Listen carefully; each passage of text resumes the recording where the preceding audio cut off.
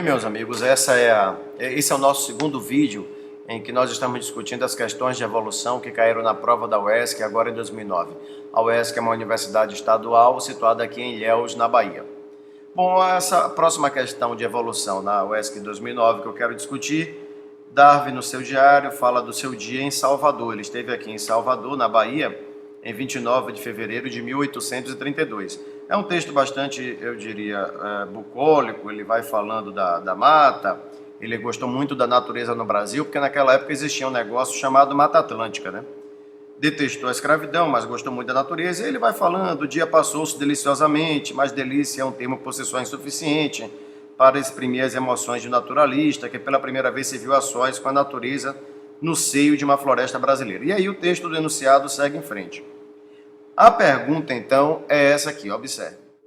Vamos ao texto da pergunta. O silêncio da mata é uma condição para a percepção e a discriminação dos sons emitidos por animais que nela vivem e são significativos, entre outras funções, por quê? Então a questão quer saber uma das funções dos animais emitirem os sons característicos da floresta. Agora, observe como a alternativa correta é interessante. Olha o que o texto diz. Propicia um reconhecimento através de sinais próprios dos sons emitidos pelo parceiro sexual, o que favorece a fecundação intraespecífica. Bom, para entender melhor essa resposta, nós vamos ter que conversar agora sobre isolamento reprodutivo. Vamos ao tema. Veja bem, se nós temos duas espécies diferentes de animais, elas estão isoladas reprodutivamente. O que significa dizer que elas estão isoladas reprodutivamente? Elas não vão conseguir cruzar e gerar descendentes saudáveis e férteis. Agora, como é que um indivíduo de uma espécie reconhece que o outro é da sua mesma espécie? Bom, tem várias maneiras. Uma delas são esses sinais sonoros que a questão fala. Então, quando o animal emite o sinal sonoro, como um sapo coachando, ele está sinalizando para a fêmea que é da espécie dela. Então, ela reconhece que aquele macho é da sua espécie e é com ele que ela deve cruzar, para que o cruzamento seja intraespecífico. Há alguns anos atrás, um determinado vestibular, não fui ao UESC, não lembro qual, falou do vagalume. Às vezes a gente tem a impressão que todo vagalume pisca do mesmo jeito, mas não é. As espécies de vagalume piscam de maneiras diferentes. Algumas piscam rapidinho, outras têm um brilho longo, depois pisca rápido, brilho longo. Então, pela maneira como o vagalume está piscando, a fêmea reconhece qual macho é de sua espécie e cruza com ele, fazendo o cruzamento intraespecífico que caracteriza o isolamento reprodutivo de cada espécie animal. Vamos à próxima questão. Essa questão relata estudos de Darwin no arquipélago de Galápagos. O fato mais curioso a ser observado é a perfeita gradação do tamanho do bico nas diferentes espécies do gênero Geospiza, partindo de um bico grande, como o de um frigilídeo de bico afiado, ao de um tentilhão e até mesmo o bico de um trinador. Darwin realmente ficou intrigado com 13 espécies de tentilhões que variavam o tamanho dos seus bicos. E depois que ele chegou na Inglaterra, no final de sua viagem ao redor do mundo, ele percebeu que o tamanho do bico dessas aves estava relacionado ao que cada ave comia, perfeitamente adaptado. Vamos ler agora a resposta correta dessa questão. Você verá que tem nela muito do que nós comentamos lá no vídeo 1, em que eu comecei a comentar as questões de evolução da prova da UESC 2009. Vamos ler a questão. O item correto diz o seguinte: o surgimento aleatório na população original de variações na morfologia do bico propiciou a espécies novas interações alimentares, potencializando o processo de especiação. Observe o que ele diz, o surgimento aleatório, que foi o que nós comentamos lá no primeiro vídeo dessa prova da UESC. No nosso primeiro vídeo sobre essa prova, eu frisei bastante que o surgimento da variação é sempre aleatório. O surgimento da variação é aleatório, mas a sobrevivência não. A sobrevivência depende da adaptação ao meio. Então é isso. Aleatoriamente vão surgindo variantes, baseados em alterações no DNA que nós não temos controle.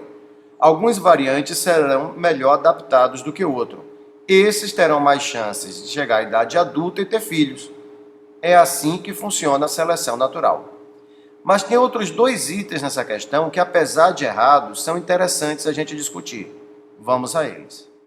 A primeira alternativa errada diz: A evolução da população original foi condicionada a uma situação preliminar de isolamento reprodutivo. O erro aí está na palavra preliminar. O isolamento reprodutivo não é a primeira etapa da especiação, é a última etapa. Entenda bem, a especiação é o processo de formação de novas espécies. A última etapa da especiação é o isolamento reprodutivo. É quando uma população não consegue mais ter filhos saudáveis e férteis com outra. Quando se dá o isolamento reprodutivo, significa que já são duas espécies diferentes. Mas isso é no final do processo, não é a primeira etapa, não é a etapa preliminar, ok? O outro item errado diz, vamos a ele. A diferenciação das espécies se evidencia como um fenômeno de convergência adaptativa. Está errado, isso não é uma convergência adaptativa, é uma divergência ou irradiação adaptativa. É o contrário. Veja, pessoal, uma convergência adaptativa é quando nós temos duas linhagens diferentes que, independentemente uma da outra, desenvolvem uma mesma estrutura. A convergência adaptativa acontece quando você tem duas espécies diferentes que se adaptam a uma mesma condição ecológica.